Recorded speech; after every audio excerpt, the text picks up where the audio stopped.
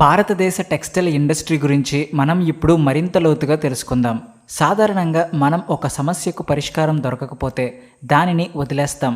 కానీ Indian government మాత్రం కొత్త స్ట్రాటజీ అమలు చేస్తుంది.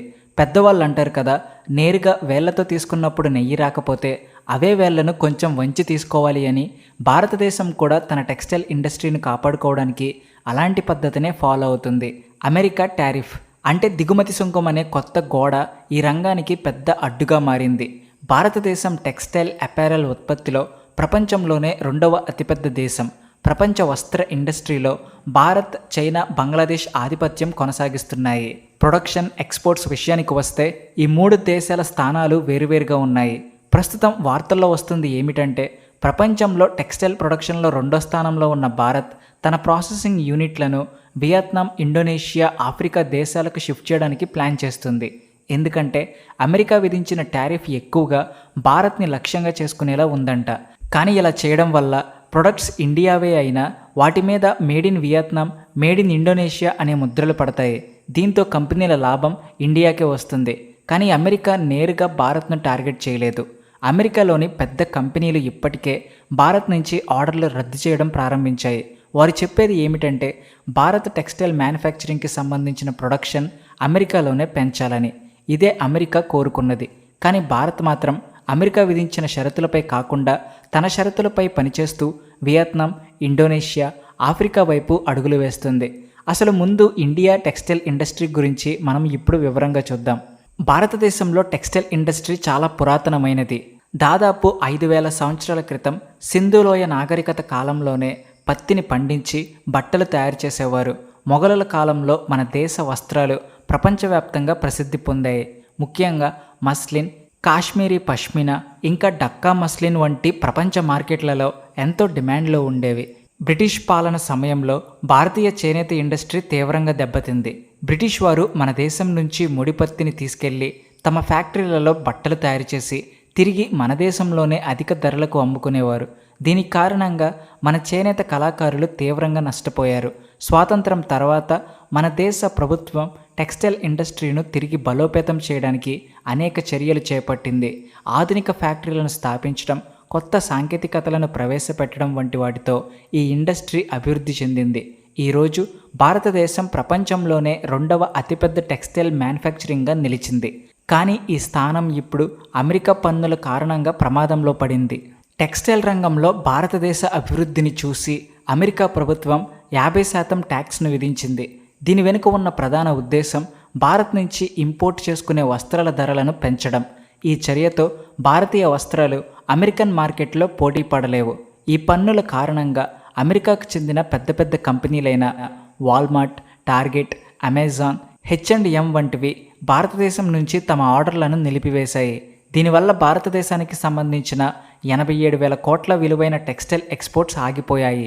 ఈ పరిస్థితి మన దేశంలో లక్షలాది మంది కార్మికుల జీవితాలను ప్రమాదంలో పడేసింది. ఈ రంగంలో పనిచేస్తున్న కార్మికులలో చాలామంది మహిళలు, గ్రామీణ ప్రాంతాలకు చెందినవారే ఎక్కువ ఉన్నారు. అందుకే ఈ పన్నులు కేవలం ఆర్థిక సమస్య మాత్రమే కాదు, సామాజిక సమస్య కూడా. అసలు అమెరికా ఈ పన్నులను ఎందుకు విధించింది? 1. అమెరికాలోని టెక్స్టైల్ ఇండస్ట్రీని ప్రోత్సహించడం అయితే, 2. భారతీయ కంపెనీలు తమ ప్రొడక్షన్ యూనిట్లను అమెరికాలో స్థాపించేలా ఒత్తిడి తీసుకురావడం. అమెరికా విధించిన పన్నుల కారణంగా భారతీయ కంపెనీలు ప్రొడక్షన్ని అమెరికాకు మార్చాలని అమెరికా కోరుకుంది. కానీ ఈ నిర్ణయం వల్ల మన కంపెనీలకు లాభం లేదు. ఎందుకంటే అమెరికాలో కార్మికుల జీతాలు చాలా ఎక్కువగా ఉంటాయి. దీంతో ప్రొడక్షన్ ఖర్చు పెరిగి లాభాలు తగ్గుతాయి. అందుకే భారతదేశం ఒక తెలివైన స్ట్రాటజీని ప్లే చేస్తుంది. దీనిలో భాగంగా మన కంపెనీలు తమ ప్రొడక్షన్ యూనిట్లను వియత్నాం, ఇండోనేషియా, ఇంకా ఆఫ్రికాలోని కొన్ని దేశాలకు మార్చాలని నిర్ణయించుకున్నాయి. ఈ నిర్ణయం వెనుక ఉన్న కారణాలు ఏంటంటే, తక్కువ ట్యాక్స్. వియత్నాం, ఇండోనేషియా, ఆఫ్రికా దేశాల నుంచి ఇంపోర్ట్ అయ్యే వస్త్రాలపై అమెరికా తక్కువ పన్నులు అంటే 15% నుంచి 20% మాత్రమే విధిస్తుంది. ఇంకా తక్కువ ప్రొడక్షన్ ఖర్చు. ఈ దేశాలలో కార్మికుల వేతనాలు భారతదేశంలో ఉన్నంతగా లేవు. దీనివల్ల తమ కంపెనీలకు ప్రొడక్షన్ ఖర్చు తగ్గుతుంది. ఇంకా కొత్త మార్కెట్ల ఎస్టాబ్లిష్మెంట్. ఈ స్ట్రాటజీ ద్వారా భారతీయ కంపెనీలు కొత్త అంతర్జాతీయ మార్కెట్లలో కూడా తమ ప్రొడక్ట్స్ను అమ్మే అవకాశం లభిస్తుంది. ఈ పద్ధతిలో భారత కంపెనీలు తమ వస్తువులను ఈ దేశాలలో తయారు చేసి ఆ దేశాల పేరు మీద అమెరికాకు ఎక్స్పోర్ట్ చేస్తాయి. దీనివల్ల అమెరికా విధించిన పన్నుల నుంచి తప్పించుకోవచ్చు. భారతదేశంలో టెక్స్టైల్ ఇండస్ట్రీ ఇంపార్టెన్స్ను తెలుసుకోవాలంటే కొన్ని స్టాటిస్టిక్స్ చెక్ చేయాలి. మొత్తం పారిశ్రామిక ఉత్పత్తిలో 13% ఈ ఇండస్ట్రీ నుంచే వస్తుంది. వ్యవసాయం తర్వాత అత్యధిక ఉద్యోగాలను కల్పించేది ఇదే.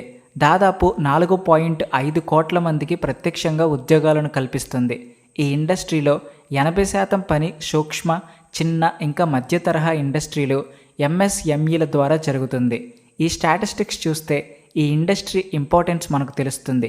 దీనిని కాపాడడం ప్రభుత్వానికి ఎంత అవసరమో కూడా అర్థమవుతుంది. అందుకే ఈ ఇండస్ట్రీకి సపోర్ట్ ఇచ్చేందుకు ప్రభుత్వం make in India, silk India వంటి పథకాలను అమలు చేస్తుంది. బంగ్లాదేశ్ కూడా రెడీమేడ్ గార్మెంట్స్ ఎక్స్పోర్ట్స్లో ప్రపంచంలోనే ప్రముఖ దేశం. అమెరికా పన్నులు విధించిన తర్వాత బంగ్లాదేశ్ నుంచి ఎక్స్పోర్ట్స్ పెరిగే అవకాశం ఉంది. కానీ భారతదేశం తన ప్రొడక్షన్ని వియత్నాం, ఇండోనేషియా వంటి దేశాలకు మార్చడం ద్వారా బంగ్లాదేశ్కు గట్టి పోటీ ఇవ్వగలదు. ఈ దేశాలపై కూడా అమెరికా తక్కువ పన్నులు విధించడం వల్ల భారత కంపెనీలకు కూడా తక్కువ ఖర్చుతో ప్రొడక్ట్స్ను అమ్మే అవకాశం లభిస్తుంది. 2030 నాటికి భారతీయ టెక్స్టైల్ ఇండస్ట్రీ $350 బిలియన్ల పెరుగుతుందని, 6 కోట్ల ఉద్యోగాలను సృష్టిస్తుందని అంచనా వేయబడింది. కానీ ఈ అంచనాలు అమెరికా పన్నుల ప్రభావం లేనప్పుడు వేసినవి. ఇప్పుడు ఈ కొత్త పరిస్థితుల్లో భారత ప్రభుత్వం ఇంకా ఇండస్ట్రీ కలిసికట్టుగా కృషి చేస్తేనే ఈ లక్ష్యాలను సాధించగలవు.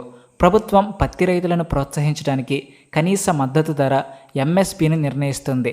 దీనివల్ల రైతులు నష్టపోకుండా పత్తి పండిస్తారు. ఇది ఇండస్ట్రీకు నిరంతరంగా ముడిసరుకు సరఫరా అయ్యేలా చేస్తుంది. భారతదేశం తన వంకరవేలి స్ట్రాటజీ ఎంతవరకు విజయవంతం చేస్తుందో భవిష్యత్తులో మనకు తెలుస్తుంది. కానీ అమెరికా ఒత్తిడికి తలవంచకుండా స్వతంత్రంగా వ్యవహరిస్తున్న భారత ప్రభుత్వ నిర్ణయం మాత్రం ప్రశంసనీయం. మరి మీకేమనిపిస్తుంది? ఈ స్ట్రాటజీ ద్వారా భారత టెక్స్టైల్ ఇండస్ట్రీ విజయం సాధిస్తుందా? మీ అభిప్రాయాలను కామెంట్స్లో పంచుకోండి. ఈ వీడియో మీకు నచ్చితే లైక్ చేయండి, షేర్ చేయండి.